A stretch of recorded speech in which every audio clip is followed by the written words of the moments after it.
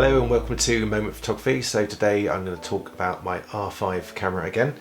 So in the previous video I talked about how I'd made a modification to the buttons on this camera because they were quite flush, or they are quite flush, and I wanted to put some little silicone pads on there so that when I'm holding the camera up to my face it's a lot easier to find the buttons I need, operate the camera quickly and efficiently, and not miss any photos. Now, I have found on another occasion, I was photographing, I was doing some school photos for a local school's website, so marketing photos, you know, kids having fun in the playground and in the classroom and all that sort of thing.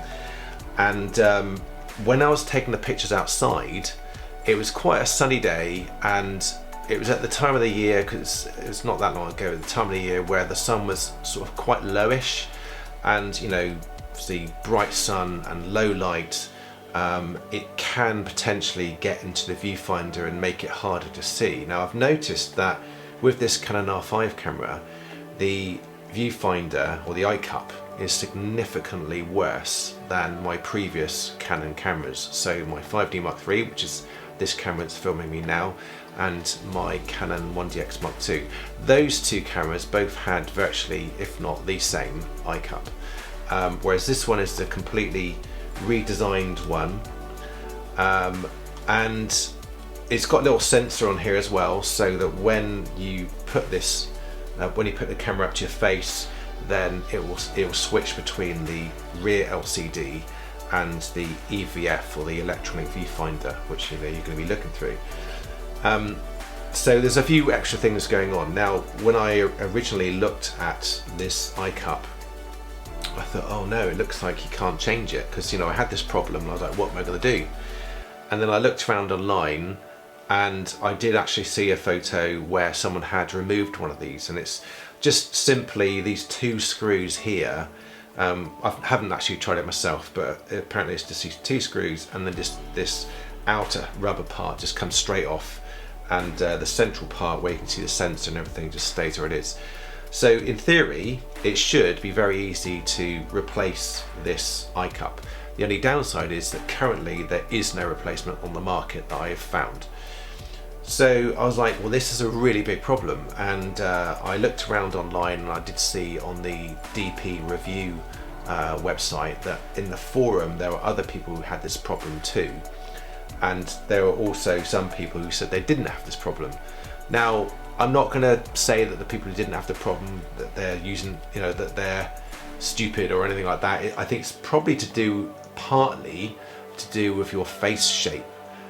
Or it may just be that maybe those people haven't used their camera and had this problem in the conditions I have. Maybe they've only taken pictures in certain scenarios, and they haven't yet come across the scenario that I've been in and some other people have been in where they've had this issue. But I was like, well, this is a really big problem for me, because when I was taking these photos it almost felt like I was blind.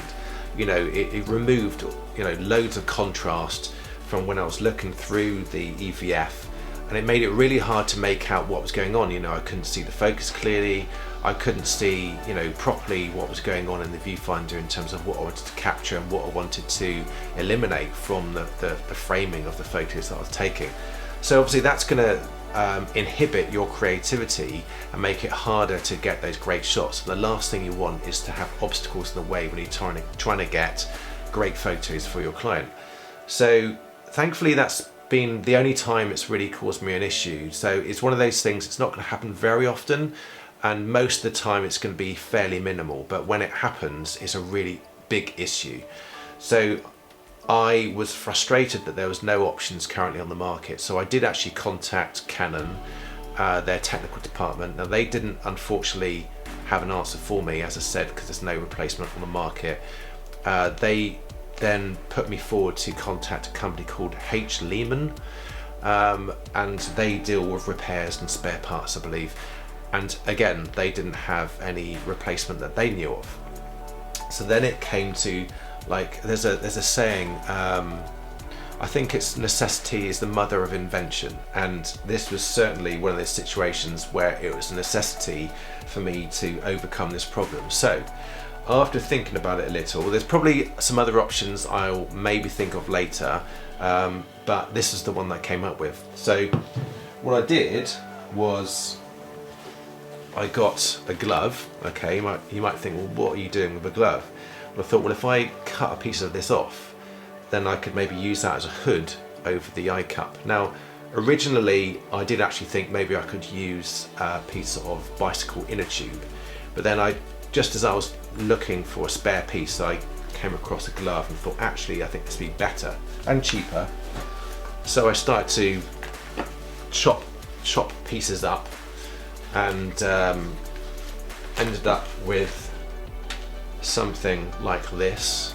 Okay, and so at the moment the black's on the outside, but you can have either way. But so to make it match the camera, I've got it that way around, and you notice because it's thicker up here than down here. Now the reason for that is that I want the hood, if you like, to hang over here, but I don't want it to stick up too far this way, because we've got this sensor here which is a proximity sensor. So when you put your face up to the viewfinder, then it will detect that your cheek is nearby, and it will turn on the EVF and turn off the rear LCD, and I don't want that happening when I'm using this little modification.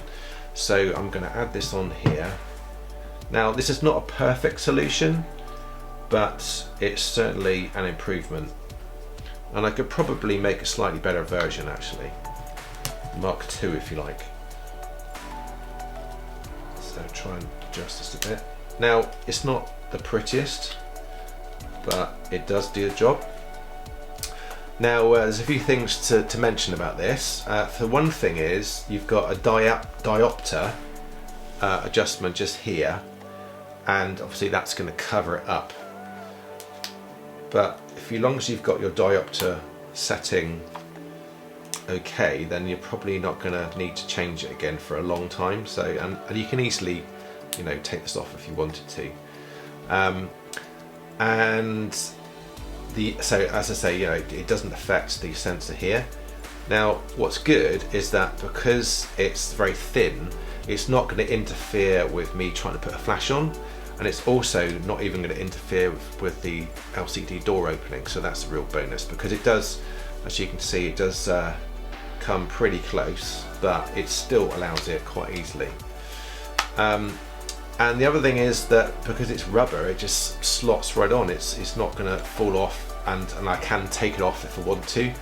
And the other thing is, when I put it in the bag, if I put the camera down in the bag like that, it's just going to squish down without any issues, where if it was something plastic sticking out or something rigid or firm, then it's going to create a problem. So I did find that this does help. It still needs a little bit of work, but originally I had this, let's try and adjust it a bit, I had it a bit more on the camera. So there was, originally it was around about something like that, so there's that much hanging over, and I tested it out when it's a sunny day, and I did still find I was still getting some lack of contrast due to light getting in. And originally I thought it was only the light coming in through the top, but actually I think there was some getting in through the side, again down to the shape of your face and also how you hold the camera to your face. I don't tend to really press it hard against my face because it's uncomfortable, especially if you're taking photos for an extended period. So what I ended up doing when I was testing this out was actually kind of pulling this off a bit more, so the rubber hood sort of extended a bit further, and pressing it just slightly closer.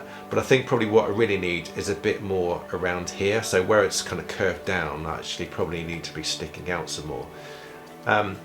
So I think it's still an improvement, and maybe I'll come up with some slightly better solution, but for now this is really going to help me a lot. But I think really realistically I prefer to have like a professional replacement eye cup, which is custom made for it. So I did, when I contacted Canon, I also contacted Hoodman. Now I've got a Hoodman LCD loop, So you can just place that on the LCD, and in bright sunlight you can see the LCD really clearly. And I've used that for years with my Canon 5D Mark III and 1DX Mark II. But now I've got Canon R5 mirrorless camera, and it's got an electronic viewfinder. Then obviously you can do all of that. You can look at all of your pictures in the viewfinder. So that is your loop essentially. So I won't really need my Hoodman loop anymore for that. But I have got this issue with the sunlight getting in because the eyecup isn't sufficient for the job. So I can just about manage. It's just a bit annoying really, but if you're someone who's had this issue too, then maybe this is a solution that you could use. Even if it's just temporarily, it's going to make a big difference, I think. And maybe you've got an even better idea of something you can attach to this. I mean, I also thought about using some insulation tape and kind of cutting it to size and using that. But this is just a bit cleaner and neater, maybe, although maybe not terribly attractive. So anyway, I hope that's been useful to you. Let me know what you think about that. Have you got a better solution? Do you know even if there is, maybe you know of a replacement eyecup, or maybe you know someone who's 3D printed their own eyecup replacement to the existing Canon one. Let me know what you think, and make sure you give this video a thumbs up and hit that subscribe button, and I'll see you in the next video.